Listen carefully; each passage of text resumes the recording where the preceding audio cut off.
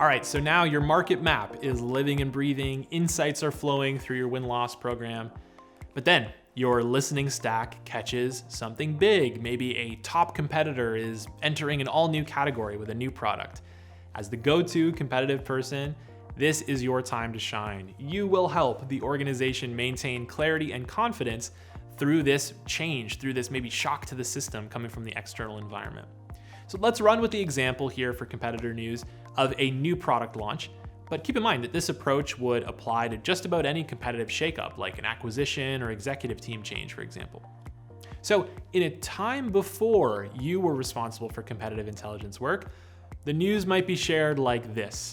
Someone just posts the link with no context and no commentary on a chat channel. I call this the link and stink. This gets us nowhere. Remember the gauge from the beginning? Your job is to calibrate the discussion around this news to a place that is customer obsessed and competitor alert. A great competitive news briefing, which you're about to write, will make no trade-off between honesty and confidence. You'll face the hard facts and maintain the poise necessary to take a clear point of view. There's a certain optimism that we're doing the right things, or maybe it's validating our current investments that you'll bring to help rally and clarify understanding and keep that gauge in the right place. So here's your action plan when competitive news breaks. We have a template in the course for your news briefing action plan and deliverable template. So have a look at that, and it'll give you a quick tour of what's going to be in there.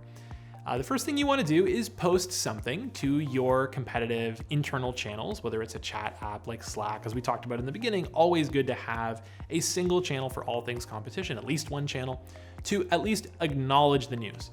Don't rush into offering a full point of view the moment the news breaks. That's how things can get panicky and overwhelming. So just acknowledge the news and say that a full write-up or a full briefing is coming. Then do a little more digging. Maybe look on social for customer reactions, check out the competitor's community and support documentation pages to see if anything's been stood up, dig into the product that way. Maybe they have pricing available as well. And then assemble your own thoughts first as the competitive intel practitioner before you start worrying too much about what other people are going to think. Just write a first draft and use some kind of living document format, like Google Doc or a Confluence page is just fine. But pick a format that you can easily update with new information. Don't spend too much time on, making it look great or word, sort of flow perfectly or wordsmith everything perfectly. This has to be very emergent, and the format should cater to that. You're then gonna ask, what might this mean for customers? What might this mean for our story and positioning because of that?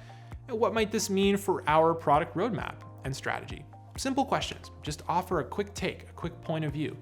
Again, thinking back to those topics we talked about at the very beginning, when we ask these questions, we bring the conversation back to a place that's customer obsessed, competitor alert, rather than competitor obsessed or competitor dismissive.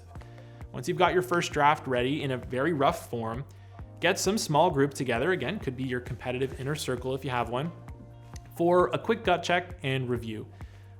Ask this group to offer what this might mean for their specific part of the organization. So what might this mean for sales? What might this mean for product? That's the point of view you can really get to by broadening your circle a little bit, asking for a more diverse set of perspectives to review your work.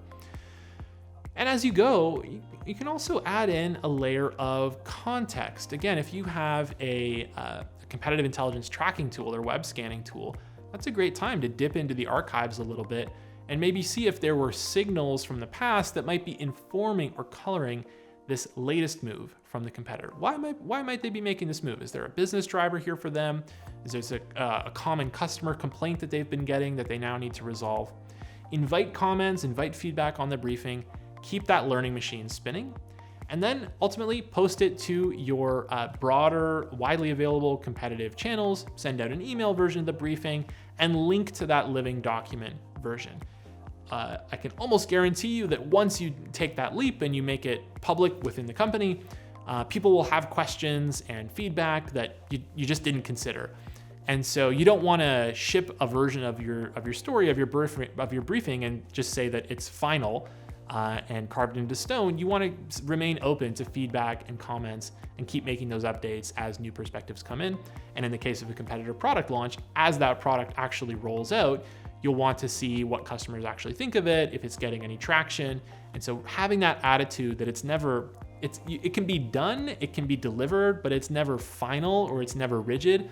That's always very important to me in all things competitive intelligence, but especially when we're writing these news briefings. All right, key takeaways from this section on news briefings. A great competitive news briefing will make no trade-off between honesty and confidence. Draft your own thoughts first, then share with your inner circle and other select stakeholders.